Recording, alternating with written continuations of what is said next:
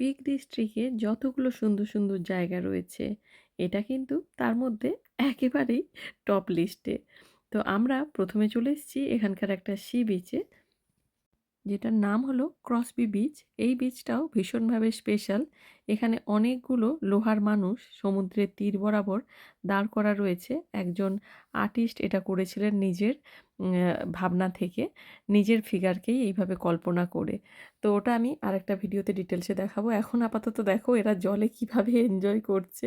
ভীষণ সুন্দর ছিল দিনটা, সানি একেবারে। আমরা যেতে যেতে এই যে দেখো রাস্তার পাশ দিয়ে ট্রাম যাচ্ছে, কি দারুণ মজা লাগে যখন ট্রামগুলো এরকম করে যায়। আমাদের কলকাতার ট্রামটা তো বন্ধ হয়ে গেল শুনছি, তবে ওটাও আমাদের বেশ ভালো লাগার জায়গা ছিল বলো। তো এরকম রাস্তায় যেতে যেতে ওই যে বললাম পিক ডিস্ট্রিক্টের সব থেকে সুন্দর একটা রাস্তায় উইনাট পাস, ওই রাস্তাটা দিয়ে যাব, যেটা হোপ ভ্যালি নামেও পরিচিত।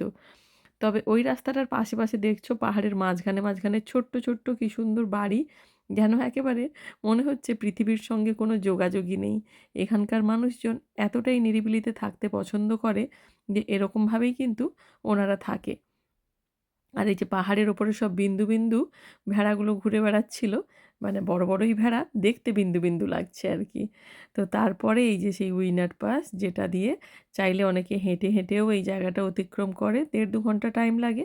না হলে এরকম গাড়ি নিয়েও কিন্তু এটার মধ্যে দিয়ে যাওয়া যায়। জায়গাটা যে কতখানি সুন্দর সেটা তোমরা ভিডিওটা দেখেই বুঝতে পারবে। তবে আজকের ভিডিওটা আর বেশি বড় না করে এখানেই শেষ করছি। পরের ভিডিওতে কিন্তু এই উইনার পাসের ভেতরের রাস্তাটা তোমাদেরকে দেখাবো। সঙ্গে থেকো, ভালো থেকো, টাটা।